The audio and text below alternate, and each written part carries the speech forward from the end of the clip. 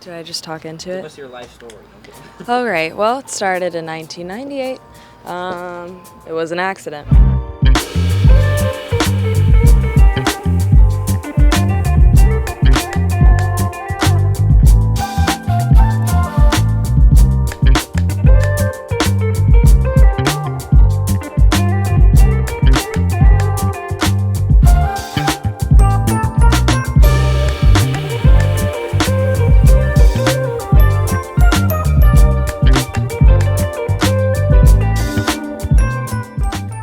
I shot with my Sigma 30mm 1.4, which is about a 45mm on the X Pro 3.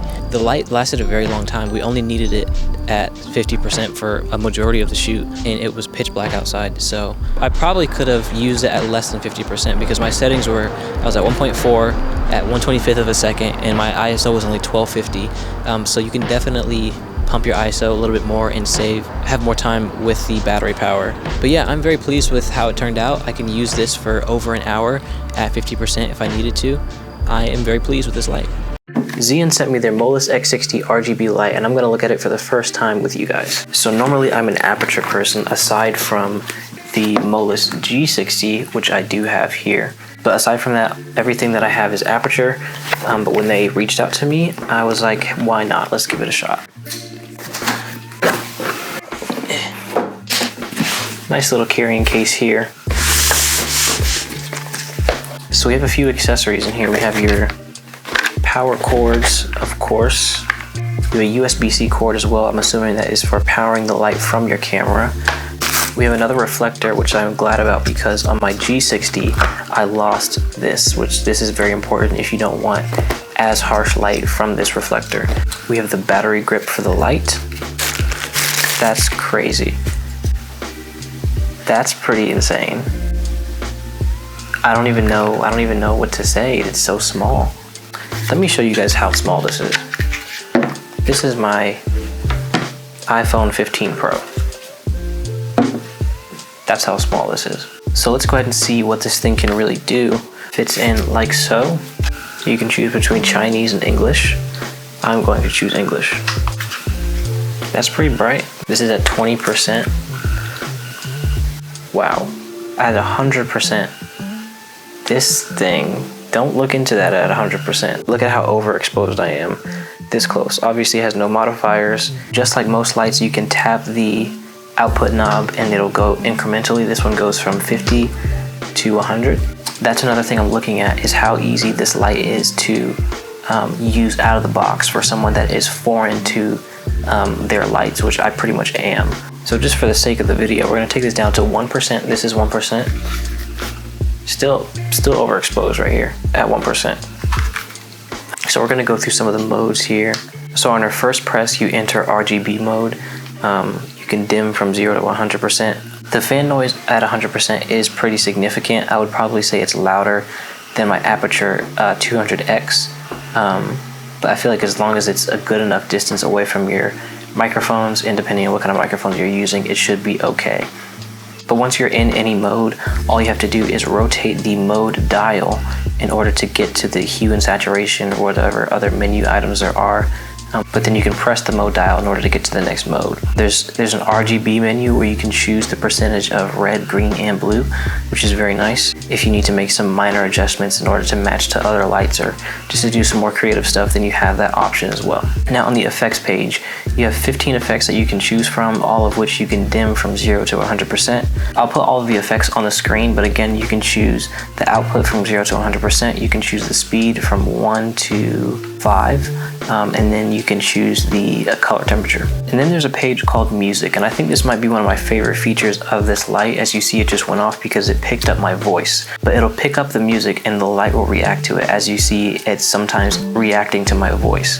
But you can have up to 7 colors in this mode, and you can fine tune each one from 0 to 360 degrees. So my first impressions with this light, I'm actually very impressed. Wow, I just blinded myself. I have a bunch of projects that I need to shoot, and I'm gonna put this thing to work. I'm gonna see if it can be a key light for videos, be a key light for portraits. With its various modifiers, I'll probably put it behind a scrim as well. But I'm excited to see what it can do. But my first impression, I'm impressed. Welcome to my shower. This is where we're going to do our first test shot with the Molus X60. It is currently taking a nap in my soap tray. But what we're going to do is, I've been wanting to shoot one of those like 1 to 3 shot, like short videos, where it's just 1 to 3 shots and then the audio does a lot of the rest of the work. So there's something positively defective about this shower head to where one of the holes makes the water stream differently than all the rest of the holes. And so what we're going to do is try to figure out a way to highlight that one different stream through lighting. And I don't have a lot of modifiers. I have the reflector that comes with it, and then there's also the dome that I might use. But I need it to be a little directional. I want to try to create some shadows, something that can just kind of highlight the water and kind of give it a little bit more dimension. So we're just going to grab a C-stand and we're going to see what we can do. Alright, so what I'm going to do is I'm going to just kind of position it with this before we set it up, and then once I'm able to find what I'm looking for, then I'll put it in position and we'll get our shot. It's looking, I'm seeing a lot of dimension literally right here. We just started and I'm already seeing kind of the shadows that I want to see, and so I think this might work, honestly. I think I would like it to be a little softer, so maybe we'll point it up towards the ceiling a little bit, but then I lose a little bit of that shadow. So I might just leave it here, honestly, and kind of cut it through this little, through the shower curtain and the rods and everything, because it's really getting me what I want already, and we started like 2 seconds ago. We're actually gonna have to get in the shower. I have to put tripod in the shower, because I want to get kind of a medium close-up on the shower head, and so we're gonna turn the water on to see what happens. All right, so our water is on. Look at that bounce. Rotating, look at that, that's pretty nice. All right, so we have our water on and we're gonna see what this light is looking like. Also, this is at 1% and I'm still using ND. All the lights in the bathroom are off, but this is at 1%. I am shooting at f1.4, but it's at 1% and I need ND for the shots. I found a little spotlight.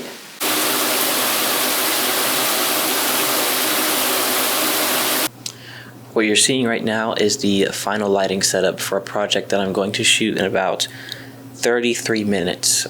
This is our primary angle, which is made up of 4 lights. We have the aperture 200x that is all the way across the room, and also, as you can see, it is daytime, so we had to block out the windows, but that light is kicking across this back wall and kind of over exaggerating this stove light, which is just a regular practical. We have a P60C, which is kind of lighting up this ceiling area, just kind of making it a little less contrasty, and then our key light is the X60, which is kind of pointed towards me just a little bit. This is at 10%.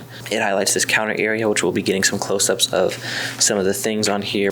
But then also, because it's pointed a little bit towards this kind of center area of the kitchen, you'll get this kind of dark to light effect here when he steps into this counter area. So we'll get a few other shots of some things in this area, but that's the lighting setup. And here are the final shots.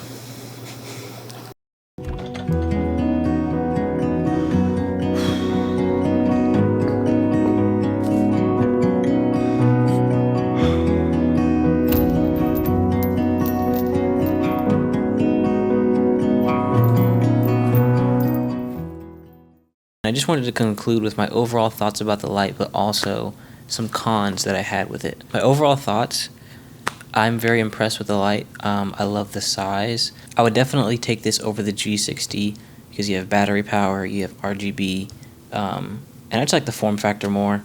As I said before, the battery power lasted a really long time on 50%, and 50% was more than enough light for the settings that I had for it being pitch black outside. And I was using a modifier that was taking away a lot of light. So even something smaller that would spread the light a little bit less, that would be more than enough light for you, especially if you're at 100% also.